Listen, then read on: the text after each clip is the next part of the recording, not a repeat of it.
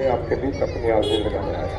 हम दोनों लाइन हैं तो जो देश के हालात हैं, जिस तरीके के चारों तरफ दुनिया में आपात अभी मची है, यूक्रेन में क्या हो रहा है, गाजा में क्या हो रहा है, चीन ताइवान पे क्या कर रहा है, कभी श्रीलंका की तरफ जहाज चल रहे होंगे, ऐसे हालात में मैं कर्तव्य का बड़ा सेंसिटिव रहा है। आपसे पूछना चाहूँगा कि अगर राहुल गांधी देश में आज प्रधानमंत्री तो क्या देश को संभाल लेगा क्या? जब ऐसे हालात जब वो नहीं संभाल सकता तो मोदी साहब का एक तजर्बा है कि 15 साल हमसे बड़ी 3 गुना बड़ी स्टेट है, हमारे 10 MP बनते हैं और गुजरात में 28 MP बनते हैं।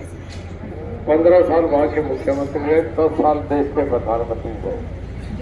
मैंने बिजली का महकमा दिया, मुझे 5 साल लगे इसको समझने में, इसे घाटे से बाहर लाने में, इसको किस तरीके से चला, बड़ी मेहनत की और राष्ट्रपति से सम्मानित हुआ।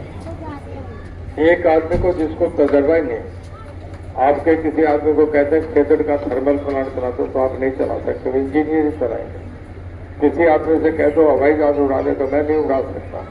इतना बड़ा देश जहाँ 145 करोड़ की आबादी है। सच्चाई की बात है कि तमिलनाडु का भाषा अलग है, केरल की भाषा अलग है, हमारी भाषा अलग है, पंजाब की भाषा अलग है, गुजरात की भाषा अलग है, उड़ीसा की भाषा अलग है, और बंगाल की अलग है, आसाम अलग है, मिजोरम अलग है, नागालैंड अलग है, कश्मीर की भाषा अलग है। इतने बड़े देश को 145 करोड़ के कोई आदमी संभाल ले तो कोई मजबूती होगी, वही आदमी संभालेगा ना जिसका तजर्बा होगा, वो संभालेगा। अगर जिंदल का कारखाना चलाने को कह दे तो आप हम नहीं चला सकते। तो एक इतने बड़े देश के लिए मैंडेट दे रहे हैं, उसका हम चयन कर रहे हैं कि देश का प्रधानमंत्री कौन हो। माफ करना, 1% भी चांस नहीं, पर एक मान के ये करें कि अगर इंडिया की गठबंधन की सरकार बन जाए तो भाई उसमें 1 साल तो लालू का बेटा बने, 1 साल मुलायम सिंह का बेटा बने, 1 साल आपका केजरीवाल बने, 1 साल ममता बनर्जी बर्बाद होगा ना। गलत तो नहीं कह रहा। अगर करसिंधु गांव में 4 सरपंच बन जाए तो फिर वीडियो मानेगा क्या? वो तो डाल देगा मेरे उस सरपंच से बात कर भाई, 3 प्रस्ताव इकट्ठे बना के लो फिर पैसा दूंगा। तो मेरा ये कहना है कि वो नहीं, आज देश में हालात ऐसे बन गए कि मोदी साहब की सबसे बड़ी पार्टी बन गई। कभी तो देवीलाल की, तो चरण सिंह की पार्टी होती थी। मैं इस गांव से थोड़ा सा, क्योंकि लोकल मामला समझाने के लिए मुझे चर्चा करना पड़ेगा, मैं सारे गांव से एक बात पूछता हूँ कि अगर कांग्रेस ने जो चरण सिंह को, जो देवीलाल को मुख्यमंत्री बनाया तो मैं वो भी नहीं मानता। गाँव में अभी यही कह रहा हूँ, गलत कह रहा हूँ कि ठीक रहा, वो नहीं बनाया ना कभी कांग्रेस ने। तो देवीलाल जब कांग्रेस छोड़ के बाहर है तो भारतीय जनता पार्टी के समर्थन से बनी। 1970 का अगर वक्त याद हो आपको, जब इमरजेंसी के बाद जनता पार्टी बनी थी, जिसमें बीजेपी जब भारतीय जनता थी, तो चरण सिंह का लूट कर, तो चरण सिंह तो देवीलाल का लूट कर, और उसमें कांग्रेस और चंद्रशेखर की पार्टी और बाबू जगजीवन राम की CMT बन के एक पार्टी बनी थी। और उस वक्त 1970 में जब जनता पार्टी जीत के विधानसभा के चुनाव, तो 3 नेता सामने थे जिनमें मुख्यमंत्री बनना था, जो देवीलाल, जो चांदराम और जो गजनलाल। अटल बिहारी वाजपेयी ऑब्जर्वर बन के आए थे, जो देवीलाल को मुख्यमंत्री बना के भारतीय जनता पार्टी से जो देवीलाल का यहाँ से फिनिश हुआ था। और जितनी बार जो देवीलाल बने, 54 MLA लोकदल के बनते थे, 23 MLA या 17 MLA भारतीय जनता पार्टी के बनते थे। जब भी जो देवीलाल मुख्यमंत्री बने, प्रधानमंत्री बने, उप प्रधानमंत्री बने, तो उनके बूटे में भारतीय जनता पार्टी ने पानी डाला। जब जो चरण सिंह बने तो उनके डाला। तो भाई मैं आपसे कह रहा हूं कि जिस कांग्रेस को जो देवीलाल छोड़ गए, जिस कांग्रेस को जो चरण सिंह छोड़ गए, जिस कांग्रेस को ओम प्रकाश जी मैं छोड़ के चले गए, भाई जिस कांग्रेस को जो बंसीलाल का परिवार छोड़ के चला गया।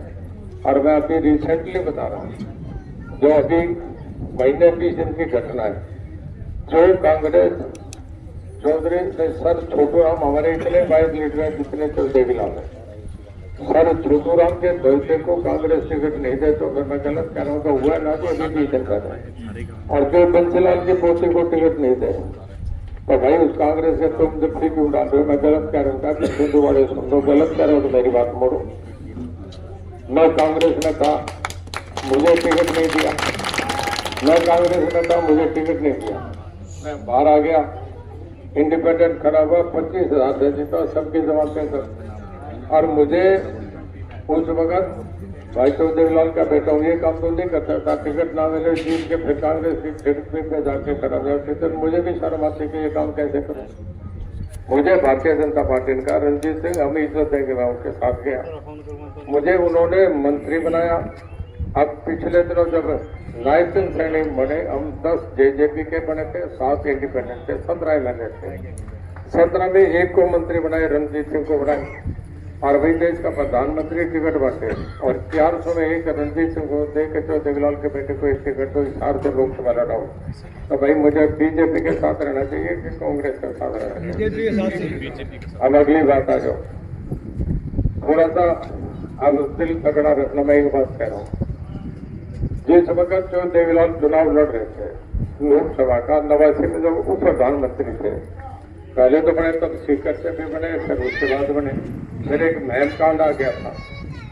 उस महम कांड ने चौधरी लाल का पूरा जो ऊपर से जो देश के प्राइम मिनिस्टर तक की हैसियत थी, जो मुलायम सिंह लालू को बनाते थे, उस एक महम कांड ने चौधरी लाल को महम से जाना छुड़वा दिया। खबाया जेल जाते थे, खरकड़ा से नहीं जाते थे। ये मैं सबके सामने कह रहा हूँ, ये हुआ था ना जी।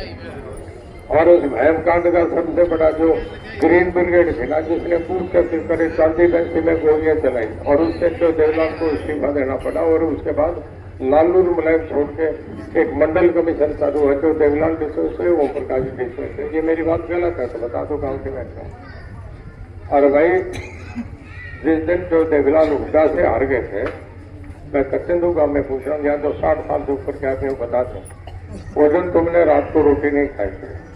बोलो भाई ताऊ नहीं हारना चाहिए था। ये सुधा ने ताऊ को राजे, तुम उसकी वोट आ रहे हो, कुछ तो सोचो गलत कर रहा हूँ ठीक कर रहा हूँ, गलत कह रहा हूँ कि ठीक कर रहा हूँ? तुम भी बोलो ना भाई मैं गलत कह रहा हूँ ठीक कर रहा हूँ। तो कांग्रेस का फेंको ना इसे, क्यों तुमने बताओ। मैं चौधरी लाल का छोरा खड़ा हूँ, परली तरफ कौन है जानते हो? कौन आदमी है वो? ग्रीन ब्रिगेड में क्यों नाम लूँ इसका? सारे जाओ उसके सारी आपसे जाने, दिन में गाँवों के ताले टूटने लगेंगे अगर कुछ हो गया तो। ये देखिए तो भाई थोड़ा सा सोच के करो। नंबरदार साहब यहाँ से एमएलए बने थे, शरीफ आदमी थे, बड़ी आदमी थे, हमारे साथ तो एमएलए रहे, तो बहुत सोच के करना। ये चुनाव ऐसा चुनाव नहीं है। आज जिस तरीके के हालात बन रहे हैं, हम चीन क्या कर रहे हैं, ताइवान की तरफ जा रहे हैं, कभी साउथ कोरिया पे हवाई जहाज जाते हैं। इसमें आपके यूक्रेन में, गाजा में लोग खेती नहीं देख रहे, ना दुकान देख रहे, वो देख रहे हैं कि बच्चों को कैसे बचाएं। वहाँ मिसाइल गिर रहे हैं, वहाँ बम गिर रहे हैं, वहाँ ड्रोन से टैंक उड़ रहे हैं। जब ऐसे हालात, और जब चीन पनडुब्बियां उसकी जा रही है श्रीलंका की तरफ के, हिंदुस्तान के घेरो, पाकिस्तान तो पहले चीन के साथ है। ऐसे हालात में मैं आपसे पूछ रहा हूँ, आपका राहुल गांधी देश को बचा लेगा क्या? और जब मोदी चश्मा लगा के यूँ खड़ा होकर चारों तरफ देख रहे तो किसी की हिम्मत तो गलवान घाटी में देखे ना, 40 सैनिकों को फेंक के दोबारा चीन आए नहीं देख रहे। ये दम है इस प्रधानमंत्री में। यूक्रेन का युद्ध हो रहा था, किसी की हिम्मत नहीं, संयुक्त राष्ट्र संघ भी फेल हो गया। और हमारा प्रधानमंत्री था जिसने कहा कि पुतिन 3 दिन युद्ध विराम कर मेरे 20,000 बच्चे उन्हें मैं लेके आना चाह रहा हूँ, मेरे बच्चे पढ़ने गए हैं। एक से जोन बड़ा तिरंगा लहरा है, वहां से हमारे 30,000 बच्चे वापस आए, और पाकिस्तान के बच्चों ने भी झंडा लहरा के बाहर से गए। तो मैं आपसे जो कहना चाह रहा हूँ, हर पढ़ा लिखा आदमी आपके गांव में पूछ लो, 100% आदमी ये कहते हैं मोदी बनना चाहिए। ये कभी कभी जापान वाला चरित्र भी हमें लाना चाहिए। ये नहीं कि वोट डाल दी, उसके डाल दी, वो ठीक नहीं उसके साथ डाल देंगे, ये नहीं। बड़ा बहस और सोचने की बात है। लोकसभा हमारी देश की संपत्ति है। हमें अच्छे आदमी को, आज मोदी का दुनिया में डंका बज रहा है। आज हर आदमी, पहले भारत का आदमी बाहर जाता था, कहते थे मैं भारत का हूँ, तो समझते थे गरीब और भिखारी देश का आदमी है। आज अगर भारत का आदमी बाहर जाता है तो पूछते हैं कहाँ क्या भारत का, तो दोनों हाथों से मिलाते अच्छा भारत के, मोदी के देश के हो। ये हमारी इज्जत बनी है। तो भाई मैं जितने लोग खड़े हैं सबसे एक अपील करता हूँ कि एक वोट नरेंद्र मोदी को पढ़ना चाहिए, उसकी काबिलियत से पढ़ना चाहिए। सारे मैं अब देख रहा हूँ सारे गाँव में गया, मेरी बात झूठी हो तो आप कल चेक कर लेना। बावड़ा के 5 ग्राम में सारे टूट के एक तरफ हो गई। अड़ेवा नगूरा मुझे कह रहे रणजीत सिंह आप सारा गाँव चौथे बिलाल के हम वैसे ही साथ लगेंगे। और वही आप हमें तो पूरे लोग एक तरफा चल रहे हैं। तो मैं आपसे भी कहूँगा, चाणक्य बहुत बुद्धिमान आदमी था, उसने एक बात कही कि आदमी को या तो राजा के पास जाके बसना चाहिए या फिर नदी के किनारे बसना चाहिए, कभी रेगिस्तान में नहीं बसना चाहिए।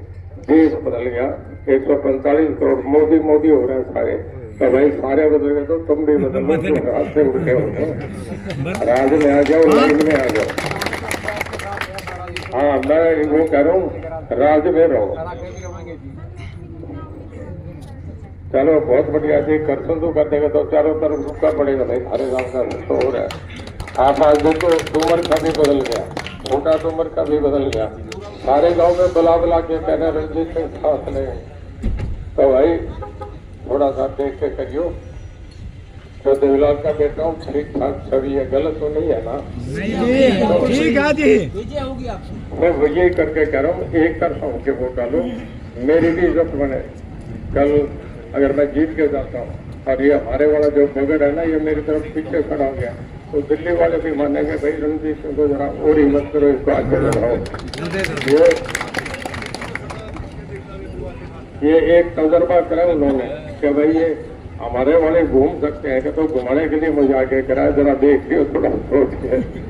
तो मैं ज्यादा लंबी बात नहीं करके, बहुत लंबा समय लग गया, बहुत गाँव में सबने जाना है, 3 घंटे पहले लेट चल रहा हूँ। कल मैं गया था सेवा नहीं आपका, सारे गांव में एक तरफा उठे जा रहे हैं। और अगले 2 दिन में एक मिनट मैं कहता हूँ, अगले 2 दिन में आप देख लेना, मेरी राजनीतिक भविष्यवाणी है, 2 दिन के बाद हर पाना हर पकड़ ये कहेगी मुझे एक प्रोग्राम हमारे करा देंगे क्या, मैं कह रहा हूँ फिर लाइन लग जाएगी, ये हालात बनेंगे। तो मैं सारों से कहूँगा कि हम मोदी परिवार है, सारे दोनों हाथ खड़े करके कहोगे एक एक वोट हम डालेंगे। मैं पहलों से भी कहूँगा सारे हाथ खड़े करके। बहुत धन्यवाद, जय हिंद, जय भारत।